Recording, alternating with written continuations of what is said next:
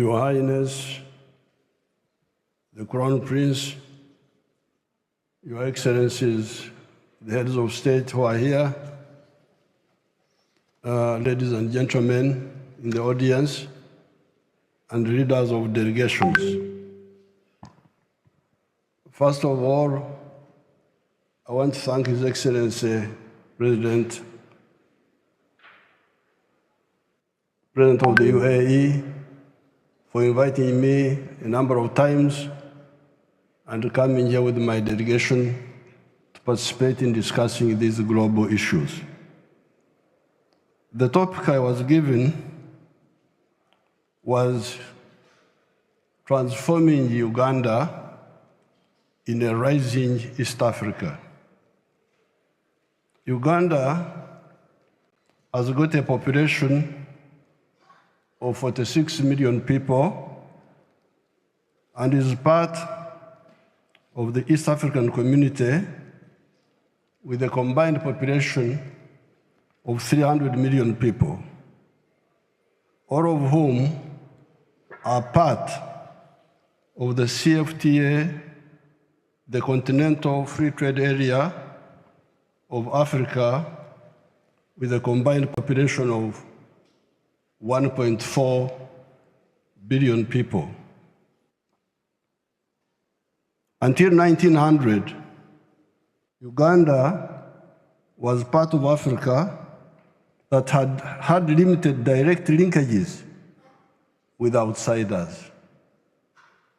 Indeed, the first non-black person to come to Uganda was an Arab man from Zanzibar, known as Ibrahim. At that time, our economy was pre-industrial, pre-capitalist, and pre-socialist, and traditional. The traditional African economy of that area was based on subsistence agriculture with quite a spectrum of artisan skills, such as blacksmith, carpentry, ceramics, etc. In the 70 years the British were in Uganda, typical of the colonies, they created a small enclave economy of the 3 C's and 3 T's. Enclave economy meant a small island of money economy surrounded by a sea of underdevelopment and moneylessness. The 3 C's were coffee, cotton, and copper, and the 3 T's were tea, tobacco, and tourism. By 1962, that is independence time, only 9% of the homesteads were in this small money economy. Owing to the wrong politics of the political actors, Uganda soon entered a period of crisis. In 1971, an illiterate colonial sergeant, Idi Amin, came into power. He ruined the small enclave economy by making many mistakes, including the expulsion of our immigrant Asian community of 80,000 that had been a part of the entrepreneurial class. By 1986, only coffee of the 3 C's was surviving, and only tobacco of the 3 C's was still kicking. Since that time, we have gone through 5 phases as follows. 1, bring back part of the small island of the 3 C's and 3 T's. 2, expand the island, more coffee, more tea, more tourism. 3, diversify the economy by commercializing new products such as fruits, bananas, fish, dairy products, beef, sugar, cassava, leather, wood products, etc.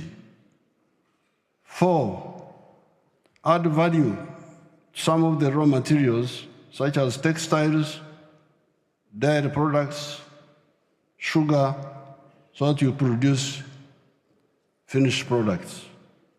5, enter the knowledge economy by producing products of the intellect, such as automobiles, vaccines, etc. However, to go into the 5 phases, apart from peace, you need infrastructure and a skilled and healthy population. We have therefore invested in electricity generation, roads constructions, building schools and health centers. These modest efforts have seen the economy grow from a miserable $4 billion in 1986 to now $55 billion by the foreign exchange rate method, or $168.5 billion by the PPP method. We are not satisfied with this. Much of this $55 billion is raw materials.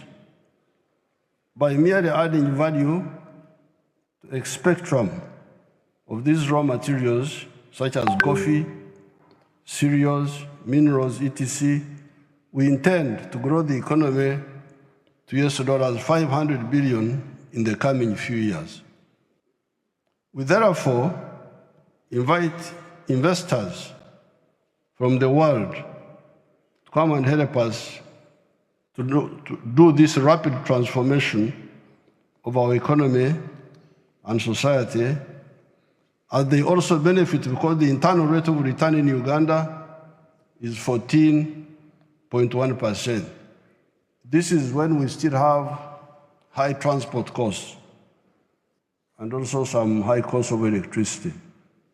Once we build the railway, a modern railway to the ocean, the internal rate of return will be much higher than this. You can compare this internal rate of return with what you get in other areas. Uganda now is classified as a lower middle income country. It will, however, rapidly grow into a high middle income country and eventually into a first world country. To achieve these goals, as already stated, we needed to add value to the large spectrum of our agricultural raw materials: coffee, bananas, fruits, cotton, oil seeds, cassava, maize, tea, dairy, beef, poultry products, fish, forest products, sugar, etc., and mineral raw materials such as gold, iron ore, phosphates, lithium, uranium, petroleum, gas, etc. The efforts of value addition to raw materials are part of sector 2 of the economy. This is manufacturing. The other sectors are commercial agriculture, that will generate some of the required raw materials, services such as tourism, hospitality, transport, professional services, etc., and ICT. I salute our African brothers and sisters in East Africa and in the whole continent. With clear vision, we agreed that when you produce a good or a service, you need to sell that good. The more you sell, the better for our prosperity. The internal market of Uganda, of 46 million people, is not enough to support large-scale sustained production of goods and services, especially when their purchasing power is still low.